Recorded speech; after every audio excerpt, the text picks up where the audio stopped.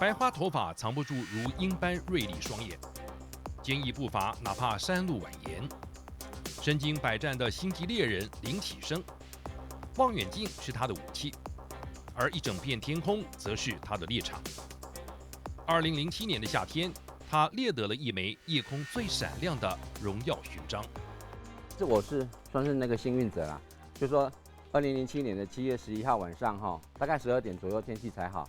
那后来好了之后，就是根据这样一般的惯例嘛就是开始把那个40公打开，然后来用，然后就自动拍照啊。那隔几天之后呢，我们那个站长林先生林文新站长就发了个电子邮件说，嘿，我们可能发现了个彗星。那是台湾发现的第一颗彗星，就以鹿林为名。而现在的林启生常年驻扎在鹿林天文台，守望这片辽阔苍穹。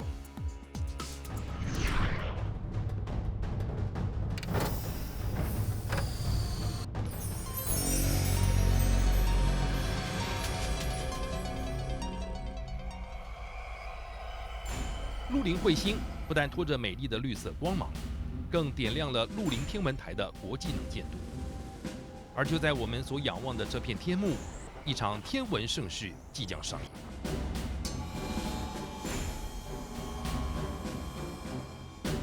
墨黑的夜缀着点点星辰，仿佛一双双灵动大眼，俏皮地眨了眨，画出一道道完美弧线。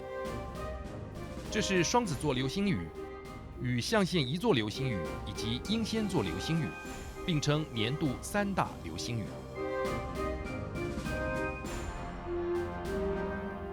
人们相信，向流星许愿，愿望得以成真。而眼前这场流星雨，还承载着科学家最深切的渴望。他们期待透过观测，能对一闪即逝的彗星有更进一步的了解。流星雨本身就是由彗星的轨道造成的，因为彗星绕行太阳系内部，周期性的彗星呢，轨道是固定的。如果它的轨道跟地球的轨道有交叉的话，那彗星轨道上所残存的碎片灰尘物质，在地球经过的时候，短时间会有大量的灰尘同时掉到地球大气层来，创造许多流星，那就是我们所说的流星雨了。双子座流星雨最大值每小时有超过120颗流星，但您可能不知道，主导这场华丽的天文大秀，幕后藏经人其实是他。双子座流星雨就是3200号研制彗星遗留在轨道上的残渣碎屑，落入地球大气层燃烧所产生。光是这些细碎物质就足以为星空奏起气势磅礴的交响曲，更何况是直径5.1公里的彗星主体。就以台北101楼高508.2公尺来计算，3200研制彗星的直径足超过10栋台北101相叠。这样大小的星体一旦冲向地球，后果没人敢想象。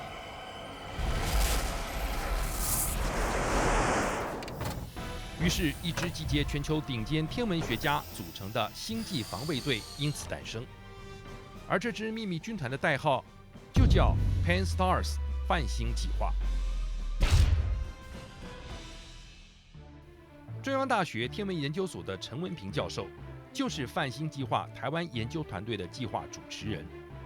在美、英、德等国参与的团队中，台湾是他们在亚洲的唯一盟军。我们地球啊，因为在自转，所以大家轮流当晚上嘛。我们台湾是晚上的时候呢，欧美那边就是白天。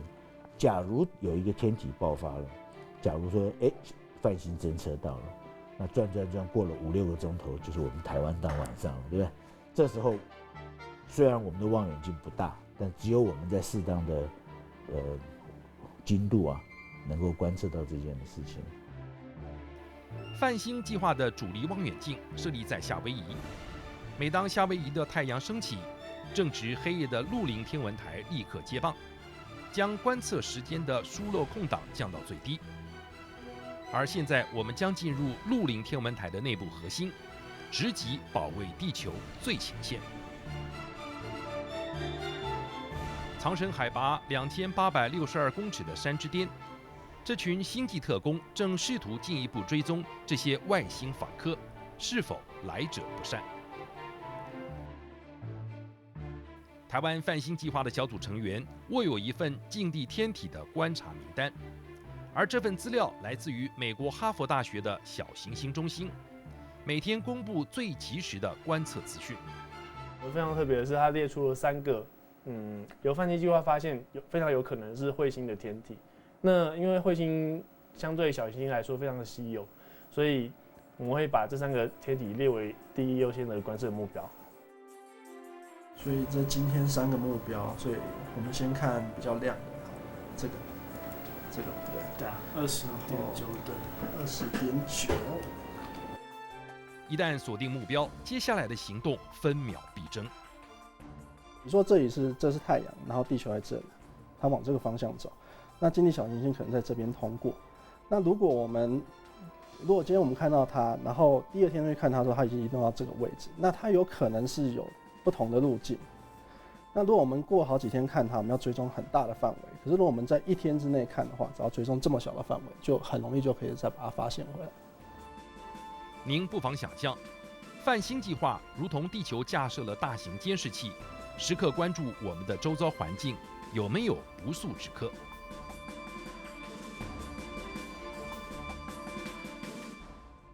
若以这颗球模拟近地天体，我们将球抛出去，如果视角不够宽广，有球飞过来，一般镜头根本看不见。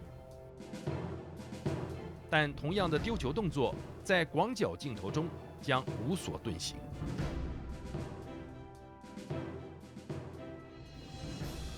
这就是泛星计划的最大特点：扩大守备范围。鹿林天文台刚好具备着得天独厚的优势条件。台湾纬度比较低，所以可以看到整个天空95%的天空。那跟其他的天文台相较的话，大部分的欧美的天文台纬度都是比较高的，所以我们可以看到比较南天的天区。这个算是我们一个比较大的一个优势。泛星计划不仅看得广，还要看得够频繁。巡天工作平均花1个礼拜的时间，将整片天空看过一遍，拍下照片拼成天图，再经过一次又一次的巡逻拍照加以比对后，便能找出在地球附近可能危害我们的天体。天文学家相信，只要能对这些近地天体有更深入的研究了解，万一真有这样的一天，彗星撞地球，危机迫在眉睫，或许人类有机会争取一线生机。如果它真的不长眼睛对着地球撞过来的话，1、2年的时间没有办法改变它的轨道。但是不管怎么样，科技不断的进步，而现在的天文学家、地球监测网都能够在搜寻整个太阳系从外到内存在的大小型天体，所以到目前为止呢，科学家还没有发现大型的会对地球造成威胁的天体。毕竟，这位来自太阳系边缘的神秘访客深具毁灭力量，却也可能带来生命泉源。也许就代表说，生命的发生并不是只有在我们地球上，所以我们可以在太空中，也许终究可以找到它们。没有恒星，生命是不可能形成的。那反过来就是说，我们本来就是恒星而来的。至今，天文学家仍然寄予星辰探究生命的起源，深系保卫地球的关键，期待彗星耀眼光芒，点亮人类纵深视野。